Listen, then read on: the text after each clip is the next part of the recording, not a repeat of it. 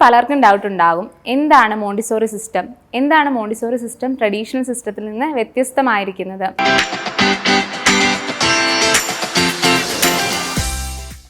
എന്തിനാണ് മോണ്ടിസോറി സ്കൂളിൽ കുഞ്ഞുങ്ങളെ വിടുന്നത്? അങ്ങനെ പല സംശയങ്ങളും ഉണ്ടാവും. ആ സംശയങ്ങൾക്കൊക്കെ ഒരു മറുപടി ആയിട്ടാണ് ഇന്ന് ഈ വീഡിയോ അവതരിപ്പിക്കുന്നത്. എന്താണ് മോണ്ടിസോറി സിസ്റ്റം?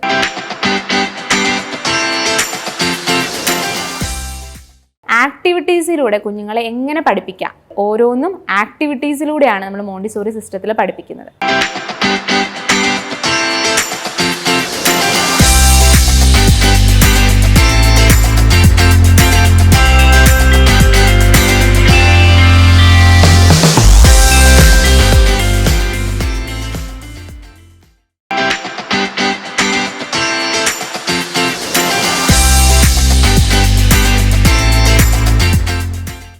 ഇംഗ്ലീഷ് എന്ന് കേൾക്കുമ്പോൾ തന്നെ നമ്മളിൽ പലർക്കും പേടിയാണ്. പക്ഷേ ഇംഗ്ലീഷ് ഈസി ആയിട്ട് എൻജോയ് ചെയ്ത് നമുക്ക് പഠിക്കാം. മോണ്ടിസോറി സിസ്റ്റം അനുസരിച്ച് നമ്മൾ അപ്പാരറ്റസ് യൂസ് ചെയ്ത് കണ്ടും തൊട്ടറിഞ്ഞുമാണ് നമ്മൾ കുട്ടികൾ പഠിക്കുന്നത്. അതുകൊണ്ട് ഒരിക്കലും മറക്കില്ല.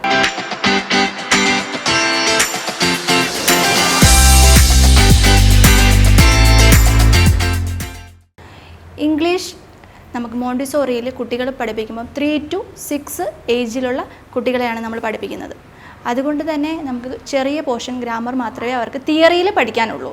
പക്ഷേ പ്രാക്ടിക്കലായിട്ട് നമ്മൾ ഡിഫറെൻറ്റ് ഏരിയാസ് ചെയ്യുമ്പം ആ ഏരിയാസിനനുസരിച്ച് അപ്പാരറ്റസ് യൂസ് ചെയ്ത് ചെയ്യുന്നതിനെ ഡിപ്പെൻഡ് ചെയ്ത് നമ്മൾ നല്ല രീതിയിൽ ഇംഗ്ലീഷ് ഉൾപ്പെടെ ഇമ്പ്രൂവ് ആവും. ട്രഡീഷണൽ സിസ്റ്റത്തിൽ നമ്മൾ പഠിച്ചത് എങ്ങനെയാണ്? ഒരു ഇംഗ്ലീഷ് പഠിച്ച ടൈമിൽ നമ്മൾ റീഡ് ചെയ്യാനും റൈറ്റ് ചെയ്യാനും ലാസ്റ്റാണ് നമ്മൾ കമ്മ്യൂണിക്കേഷൻ ചെയ്യാനൊക്കെ പഠിച്ചത്. അതുകൊണ്ട് തന്നെയാണ് നമ്മൾ പലർക്കും കമ്മ്യൂണിക്കേഷനിൽ ഒരു പ്രോബ്ലം ആയിട്ട് പറയുന്നത്.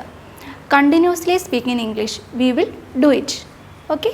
അപ്പം മോണ്ടിസോറി സിസ്റ്റം അനുസരിച്ച് നമ്മൾ പ്രൊനൗൺസിയേഷനിലൂടെ വേർഡ്സിനെയും അതുപോലെ തന്നെ how to make a sentence, എങ്ങനെ സെൻറ്റൻസ് മേക്ക് ചെയ്യാനും അതൊക്കെ പഠിക്കുന്നത് കൊണ്ട് തന്നെ ഓരോ കുട്ടിക്കും നമ്മൾ ബേസ് തന്നെ നല്ല രീതിയിൽ തന്നെ ഓരോ കുട്ടികൾക്കും കിട്ടും. അതുകൂടെ അവരുടെ ഇംഗ്ലീഷ് ഇമ്പ്രൂവ് ചെയ്യാനും അവർക്ക് നല്ല രീതിയിൽ കമ്മ്യൂണിക്കേറ്റ് ചെയ്യാനും സാധിക്കുന്നുണ്ട്.